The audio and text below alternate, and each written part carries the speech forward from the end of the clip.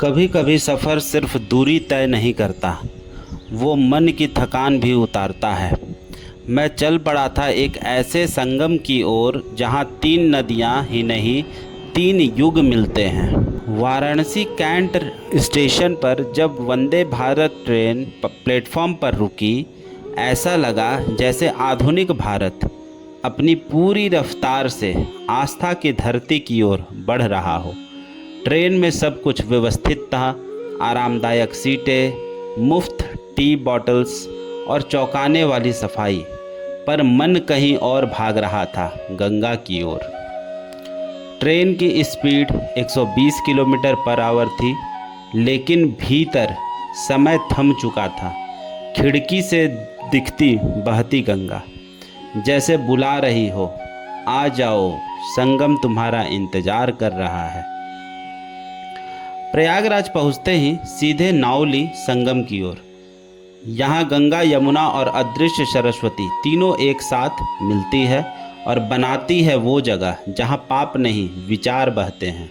नाव पर बैठकर लहरों से बात करना जैसे आत्मा से संवाद करना हो। मेरे बेटे और पत्नी ने संगम में डुबकी लगाई और उस पल मुझे एहसास हुआ, शुद्धि केवल शरीर की नहीं होती, कभी कभी मन भी नहाना चाहता है।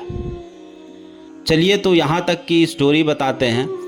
हमने वाराणसी कैंट से वंदे भारत ट्रेन लिया, जिसका किराया लगभग 600 रुपये एक आदमी का था।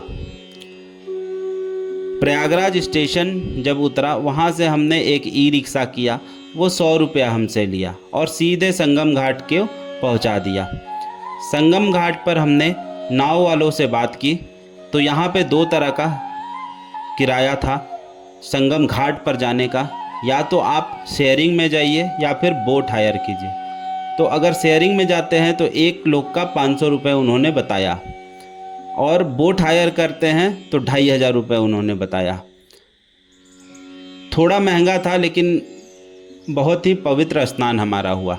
महंगा मुझे इसलिए लगा क्योंकि हमने वाराणसी में 100 और 200 रुपये में बोट हायर करके घुमा था।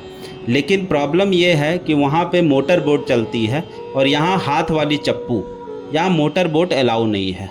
तो इसलिए वाजिब रेट मुझे समझ में आया। फिर भी थोड़ा नेगोशिएट किया और वो 1600 रुपये में मान गए। तो लास्ट 1600 रुपये में हम लोगों ने बोट हायर किया और संगम को चले गए। संगम पे जाने के बाद वहाँ स्नान हुआ। स्नान होने के बाद हम लोग फिर से वापस घाट पर आ गए और उसके बाद फिर हम लोग अक्षय वट की ओर चले। संगम से थोड़ा ही आगे अक्षय वट रास्ता जाता है अक्षय वट की ओर। ये वो वट वृक्ष है जिसके बारे में मान्यता है कि प्रलय आने पर भी यह वृक्ष अक्षुण्ण रहेगा। इतिहास कहता है यहाँ बैठकर संतों ने तप किया और देवताओं ने दर्शन किए। हमने ना सिर्फ रास्ता देखा, श्रद्धा का ठिकाना पाया। अच्छा, अक्षय वट, इस रास्ते से आप जा रहे हैं, पैदल 100 मीटर है, 100 मीटर पे आप पहुंच जाएंगे। अक्षय वट के ठीक पास में पातालपुरी मंदिर है। पातालपुरी मंदिर में कहा जाता है कि धरती के भीतर ये मंदिर है और बहुत सारे देवी देवता यहाँ पे हैं। तो अक्षय वट के ठीक पास ही है पातालपुरी मंदिर। पृथ्वी के भीतर स्थित ये मंदिर आत्मा की गहराइयों में उतरने जैसे अनुभव देता है। यहाँ की मूर्तियाँ केवल पत्थर नहीं, वो काल के प्रतीक हैं जो आज भी जीवंत हैं। यात्रा का अंत हुआ हनुमान जी के दर्शन से, जो कहते हैं हर भक्त की यात्रा तभी पूरी होती है जब बजरंग बली की कृपा प्राप्त हो।